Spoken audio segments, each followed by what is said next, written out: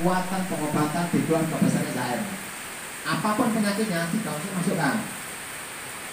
Kalau herbalis itu orangnya, ya, kalau herbalis itu orangnya yang menghafalkan fenomena, nama Latin, nama lokal, nama ilmiah, kandungan, khasiat, efek samping, dan racikan dan sebagainya. Ya.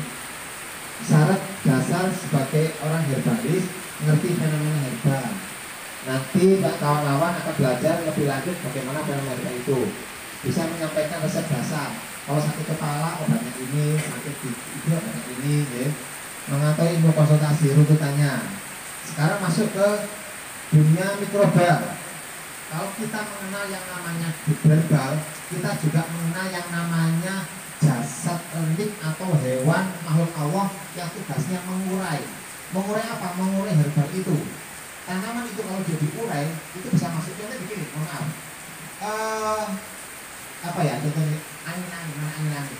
Itulah pagar ini. Apakah saya bisa masuk lewat pagar itu, lewat celah-celahnya itu? Nggak bisa, karena tubuh saya lebih besar. Caranya saya bisa masuk ke situ, maka tubuh saya harus diurai, dikecilkan agar lebih kecil daripada itu, akhirnya bisa masuk. Sel kita terhadap tanaman obat-obatan kita itu ternyata tidak semua obat itu bisa masuk ke sel. Kenapa? Karena bentuk molekul yang lebih besar daripada selnya, sehingga butuh pengurai. Nah, pengurai itu adalah makhluk Allah berupa mikroba atau probiotik untuk mengurai itu, sehingga dia bisa masuk. Sekarang saya tanya kawan-kawan, orang sehat adalah orang yang tidak sakit, ya. Yang lain, orang sehat adalah orang yang apa orang sehat itu? Nah, ini berarti kita tanya, apa orang sehat itu? Orang sehat adalah orang yang tidak sakit, orang yang seimbang,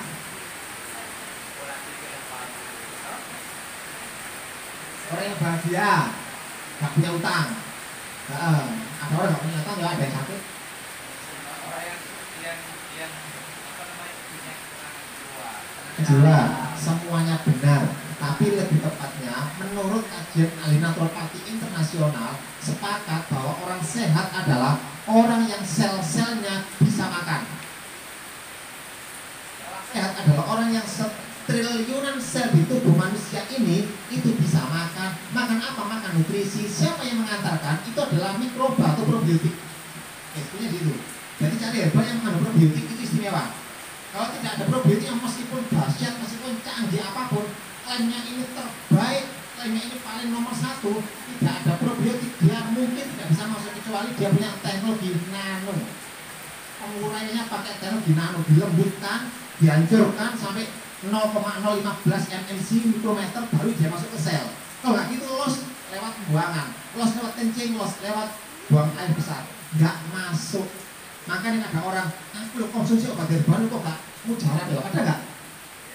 Aku konsumsi obat kok nggak mandi dulu? Nggak manjur, bukan salah obatnya, tapi salahnya nggak bisa makan karena terlalu besar ya. Gitu. Nah, ini dulu kami, salah satunya formulator probiotik almarhum Profesor Ainul Kata atau Budi Sugana atau Profesor Sukadi. Saya belajar dengan beliau kurang lebih sekitar 3 tahun sebelum beliau wafat. Beliau bercerita tentang formulasi berbasis probiotik. Mungkin sebagian kawan-kawan paham formulator probiotik yang satu-satunya di dunia, hanya ada orang 4. Itu yang di Indonesia cuma Profesor Sukadi almarhum kemarin. Beliau wafat karena beliau sedang meriset sebuah teknologi, terus beliau wafat. Menitipkan informasi ke kami, semua kawan-kawan para terapis, para herbalis, jangan lupakan probiotik untuk dimasukkan dalam media rawatannya, untuk mengamankan, menguatkan, mengurai, untuk menyempurnakan. Itu dia seperti itu. Gunakan probiotik itu.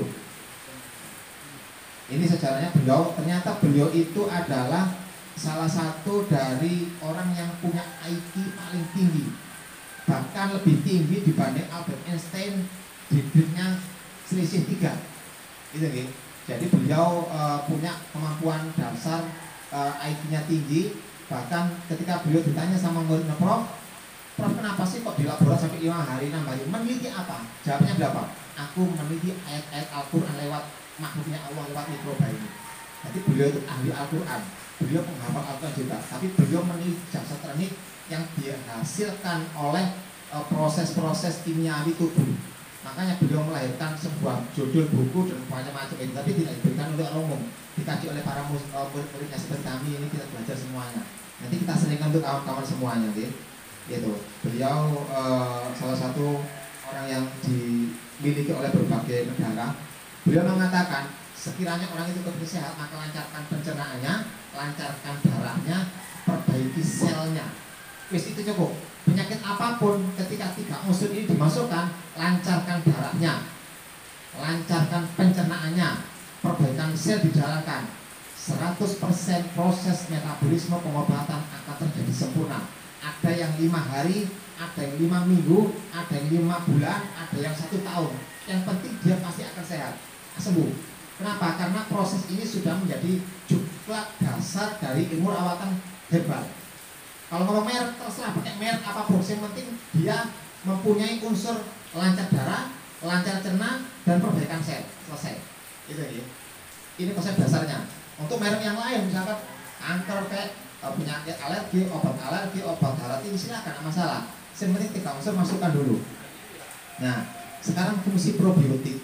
Fungsi probiotik adalah, masih ingat ya, berarti probiotik itu adalah mikroba. Tangan kita ini mengandung probiotik. Tangan kita, makanya tangan kita ini kalau dia dua tangan ini kalau kita menyentuh sayuran, yang cepat basi yang tangan kanan, yang tangan kiri dia nggak basi. Kenapa? Di tangan kanan ini ada enzim probiotik, yang kiri ada enzim antibiotik. Makanya gunanya untuk antibiotik untuk bersih-bersih, jangan dibalik.